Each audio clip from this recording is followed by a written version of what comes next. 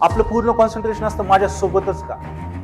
कुणीच नाही जगामध्ये सुखी. समस्या सगळ्यांना आहेत. आपण रिॲक्शन कशी देतो त्याच्यावरती डिपेंड आहे. समस्या येतात पण आपण ना त्याच्यावर विचार करत नाही, आपण घाबरतो. मग यश दूर जातं त्या परिवारापासून. मग गोष्टी ऍडजस्टमेंट कराव्या लागतात.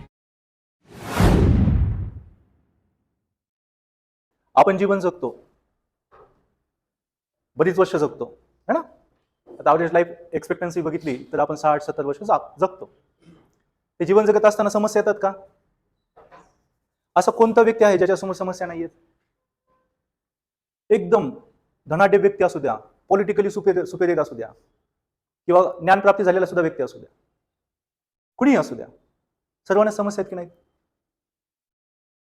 या पृथ्वीवरती 800 करोड लोक राहत आहेत, तर समस्या असणारच. कारण काही असतील, एकमेकांमुळे समस्या होत असतील, स्वतःच्या ऍक्शन्समुळे समस्या येत असतील. आणि लाईफ आहे, आणि आपण सोशल ॲनिमल आहोत, सामाजिक प्राणी. समाजात राहून आपला विकास होतो. तर आपण समाजात राहणार तर समस्या येणार. मग समस्या आल्यानंतर आपण काय करतो? आपण जी रिॲक्शन देतो ना त्याच्यानं लूप बनतो. तुम्ही बघा, एकसारख्या समस्या वारंवार येत राहतात जीवनामध्ये, आणि आपली रिॲक्शन पण त्याला तशीच असते. जेव्हा आपण समस्यांकडे बघण्याचा दृष्टिकोन बदलू, म्हणजेच आपली रिॲक्शन बदलू, तो लूप निघून जातो. असं नाही की जीवनात समस्याच येणार नाही, पण समस्याकडे बघण्याचा दृष्टिकोन मात्र आपण नक्कीच बदलू शकतो. आणि तो बदलल्यामुळे आपण त्या समस्याला सक्सेसफुली तोंड देऊ शकतो, किंवा नक्कीच आतापेक्षा चांगला परफॉर्मन्स आपला असू शकतो समस्याच्या विरुद्ध. एक गोष्ट आहे की जीवनात समस्या येणार आहे.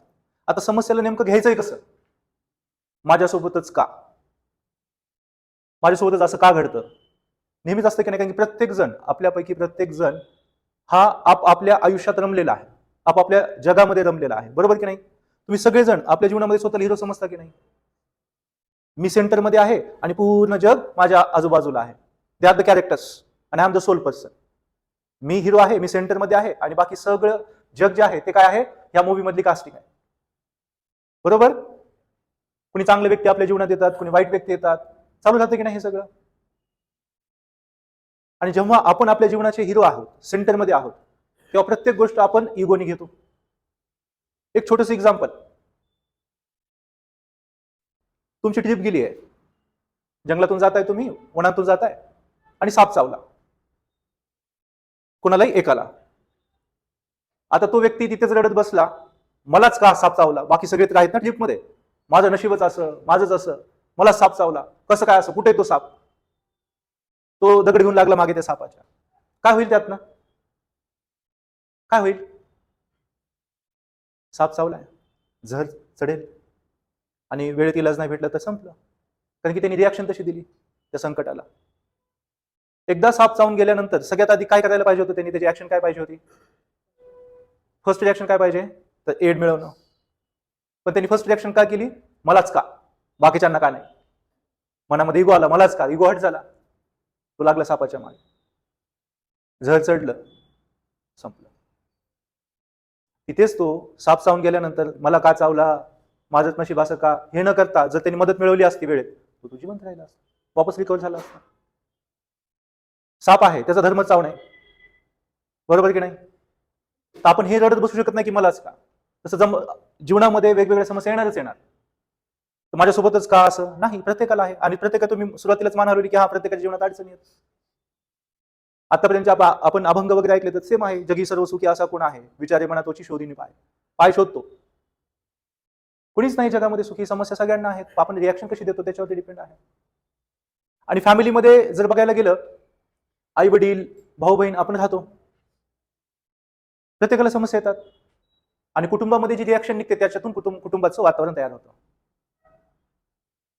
विद्यार्थ्याला कमी मार्क पडले, हा मूर्खच आहे, आमचंच लेकरू असं का, हे भविष्यात काहीच करणार नाही, हे रिॲक्शन निघतात पालकांकडनं बऱ्याच वेळेस. तू हुशारच नाही, शिक्षणात भविष्यच नाही आहे, तुला काहीच जमत नाही, वडिलांचं प्रमोशन रोखलं गेलं किंवा काही नुकसान झालं तर सेम आपल्याच परिवारावरती असं होतं तसं होतं, आणि तोच लूप त्या परिवारामध्ये फिरत राहतो, आणि जे कौटुंबिक आरोग्य असतं ते बिघडतं. कौटुंबिक आरोग्य नीट राहत नाही त्याच्यामध्ये, मग यश दूर जातं त्या परिवारापासून, मग गोष्टी ऍडजस्टमेंट कराव्या लागतात. त्याच्यामुळे प्रत्येकानं जेव्हा पण समस्या आली की त्याला शिक्षकाप्रमाणे घेतलं पाहिजे. मला ताप आलाय, समस्या आहे ताप येणं. आता इथे रिॲक्शन आपली काय असली पाहिजे, माझी इम्युन सिस्टम आता वाढेल. आपण काय म्हटलं पाहिजे, इम्युन सिस्टम वाढेल. आपलं पहिलं वाक्य असतं, अरे माझी आता इम्युन सिस्टम खराब झाली म्हणून फिवर आलाय, सर्दी झाली, असतं की नाही. पहिलं आपण जास्त खराब करून घेतो.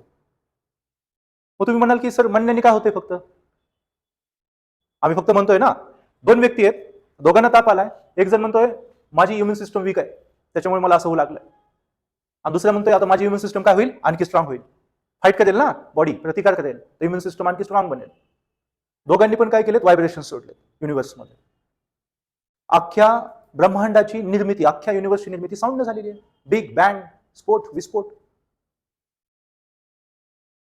साऊंड सर्व काय आहेत. 36 सुरुवातीचे वर्ण बघितले तुम्ही, संस्कृतमध्ये बघितले, जगातले सगळे शब्द त्याच्यामध्ये समाविष्ट होतात. सगळं काय साऊंड आहे. आपण काय साऊंड काढतोय, आपण काय बोलतोय, काय व्हायब्रेशन टाकतोय, तर ते बिग्स बी इफेक्ट सारखं वापस येणार.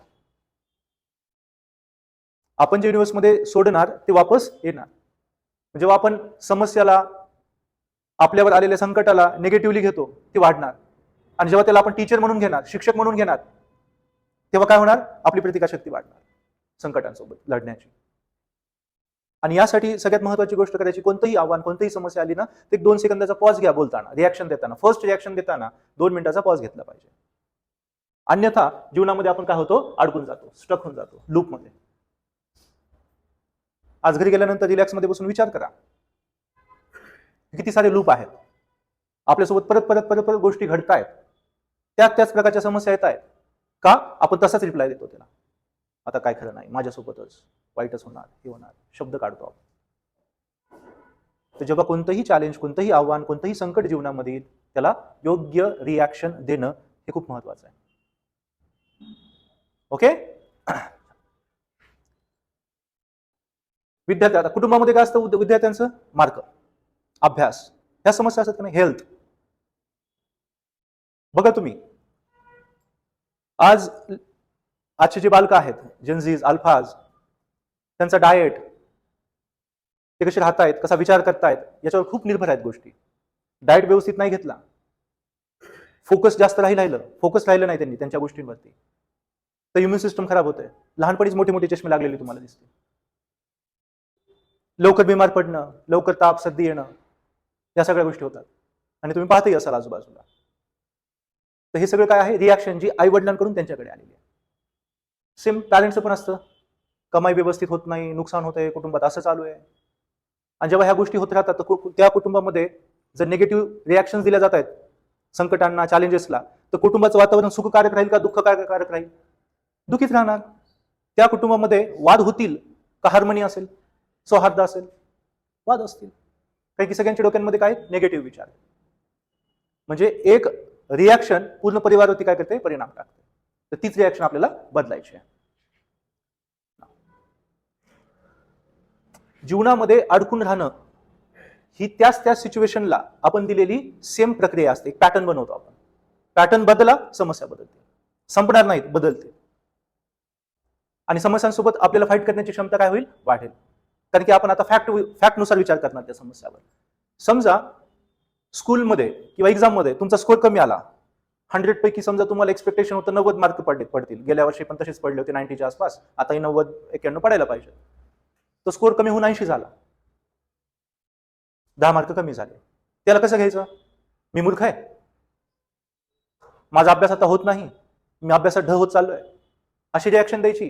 की 10 मार्क कमी पडले, ते कसे वाढतील, नेमकं मी कुठे कमी पडलोय, कोणत्या गोष्टी चुकल्या, ती मला येत होती का गोष्ट, काय सिली मिस्टेक झाली आहे का, कोणती गोष्ट मी नेक्स्ट एक्झामला टाळू शकतो की जेणेकरून ते 10 मार्क भरून येतील आणि वर आणखी 2-3 मार्क मी पाडू शकतो. त्यांना मोटिवेशन मिळालं की नाही. गो बाय द फॅक्ट्स. नेमकं काय झालंय, नेमकं काय समस्या आहे.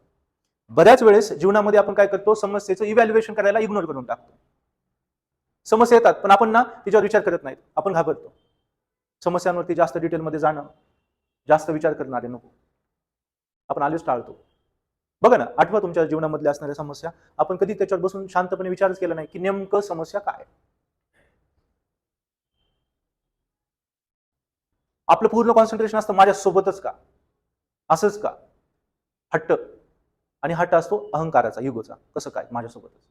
आपण त्याचं इव्हॅल्युएशन करत नाही. जेव्हा तुम्ही इव्हॅल्युएशन करणार, मूल्यांकन करणार की नेमकं काय घडतंय, काय समस्या आहे, आणि मूल्यांकन करायला सगळ्यात भारी गोष्ट म्हणजे जर्नलिंग करणं, लिहून काढणं. तुमच्या जीवनातल्या चॅलेंजेस, समस्या हे लिहून काढा. लिहिल्यानंतर असं म्हणतात सायंटिफिकली सुद्धा की आधी समस्या तिथे सॉल्व्ह होते.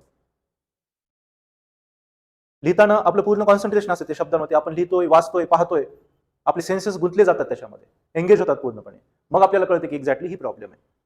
मग थोडासा वेळ द्या की त्यातून मार्ग कसा काढायचा, काय ऑप्शन्स असू शकतात, ऑप्शन्स लिहा.